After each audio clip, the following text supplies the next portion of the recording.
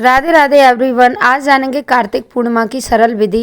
कार्तिक पूर्णिमा वाले दिन देव दिवाली किस तरह से मनाई जाती है, इस दिन कौन कौन से कार्य किए जाते हैं, पूजा किस तरह से की जाती है, तुलसी माता की पूजा किस तरह से की जाती है, मंदिर में या घर में दीपदान किस तरह से करें, पूजा सेवा नियम उद्यापन सभी एक साथ आपको बताऊंगी, तो वीडियो एंड तक देखिएगा।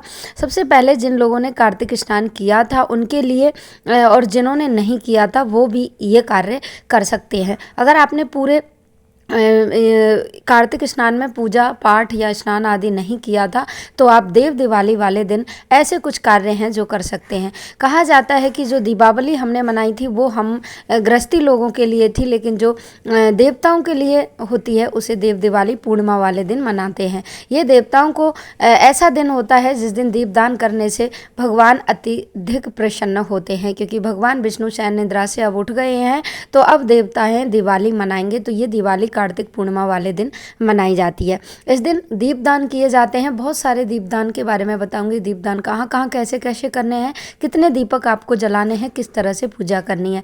सुबह सवेरे आप जल्दी उठ जाइएगा। तारों की छाँव में उस दिन स्नान किया जाता है। उस दिन किसी नदी, पवित्र नदी में या फिर तीर्थ स्थान में स्नान करने का विशेष महत्व होता है। अगर ये नहीं कर सकते हैं तो आप सुबह सवेरे घर में ही गंगा जल डाल के स्नान आदि कर लीजिएगा।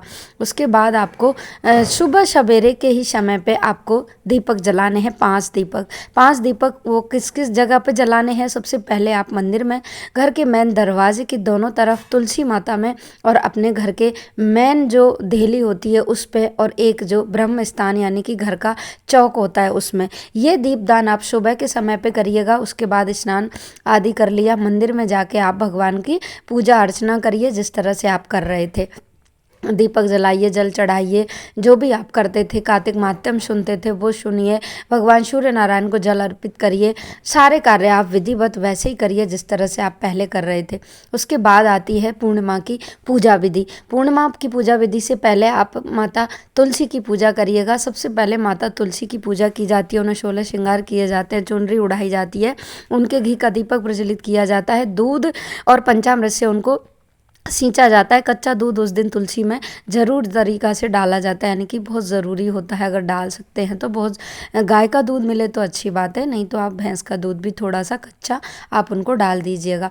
उसके बाद भगवान शालिग्राम को स्नान आदि करा के श्रृंगार वगैरह कराइएगा। घर में अगर आपके लड्डू गोपाल हैं तो लड्डू गोपाल को पंचामृत से स्नान करा के भगवान की, अगर आप बड़े भगवान जी हैं आपके घर में या मंदिर के घर आसपास हैं तो उनको भी स्नान आदि करा के सबसे पहले चंदन का टीका लगाइए। उसके बाद उसने वस्त्र स्वरूपी उनको जनेऊ या कलावा आप धारण करवाइएगा। उसके बाद उन्हें पुष्प की माला या पुष्प समर्पित करिएगा। देखिए, ये पंचोपचार पूजा होती है। सबसे सरल तरीका जो होता है वो 5 पंचोपचार पूजा होती है। उसमें सबसे पहले आ गया स्नान, यानी कि गंगा जल डाल के आप स्नान कराइए। पंचामृत अगर आपने बनाया है तो आप ठाकुर जी को, लड्डू गोपाल को और सालिग्राम जी को आप स्नान कराइए पंचामृत से।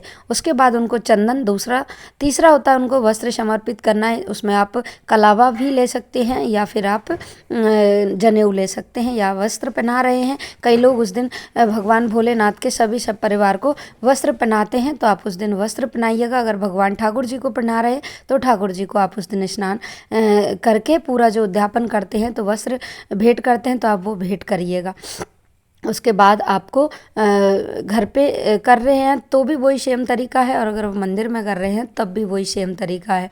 उसके बाद उन्हें पुष्प की माला समर्पित करिएगा। फिर धूप दीप दिखाइएगा, सुगंधित धूप दीप, यानी कि आपको दीप भी घी का प्रज्वलित करना है और आपको धूप भी दिखानी है भगवान जी को। और उसके बाद आती है कथा सुनने की बारी, और अगला होता है नैवेद्य, यानी कि भोग प्रसाद उनको समर्पित करना। ऋतु फल भी आप समर्पित कर सकते हैं या फिर आप उनको कोई भोग मिष्ठान जो भी आपने बनाया वो आप कर सकते हैं। सत्यनारायण भगवान की कथा श्रवण करें, और कथा श्रवण करने के बाद आपको उनको आरती गानी है। आरती गाने के बाद दिन में आप अगर किसी ब्राह्मण देवता को भोजन करा रहे हैं तो उनको नौत के उनको भोजन कराएं। उनको सभी वस्त्र, 5 कपड़े और जो भी बर्तन, फल, अनाज, जो भी दक्षिणा में आपको देना है वो आप दे दीजिएगा। इसका वीडियो मैंने पहले से डाला है, अब बारी आती है रात्रि को दीप दान करने की। तो इस दिन हमें 15 दीपक करने होते हैं, यानी कि पूर्णिमा के दिन 15 दीपक का जो दीपदान है हमने अवश्य रूप से करना चाहिए। वो दीपक आप तेल के भी जला सकते हैं और वो दीपक आप घी के भी जला सकते हैं। एक सबसे बड़ा दीपक जो जलाया जाता है वो होता है 365 बाती का, यानी पूरे एक साल का 365 वाली बाती का दीपक जो नारियल में रख के मंदिर में जलाया जाता है। तो वो आप अवश्य जलाइएगा, उसका वीडियो अलग से लेके आऊँगी। अब मैं बता देती हूँ कि ये 14 दीपक कहाँ कहाँ आपको जलाने हैं।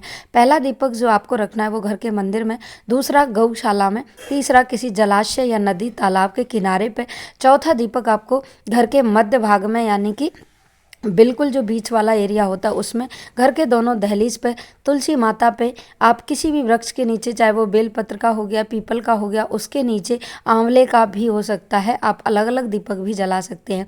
रसोई घर में जिसमें आपका खाना बनता है या आटा वगैरह आप रखते हैं, अन्न जहाँ पे रखते हैं, अन्न धन की बरकत के लिए रखा जाता है। घर की मेन दहली पे उस दिन रंगोली बना के आप तुलसी माता के नीचे एक दीपक जरूर प्रज्वलित करिएगा। इन दीपकों को आप एक दीपक छत पे, यानी कि खुले में, आकाश दीपक जिसको बोलते हैं, आकाश दीप उस दिन अवश्य रूप से जलाया जाता है। घर के चौराहे पे और मेन देहली पे ये दीपक जलाए जाते हैं।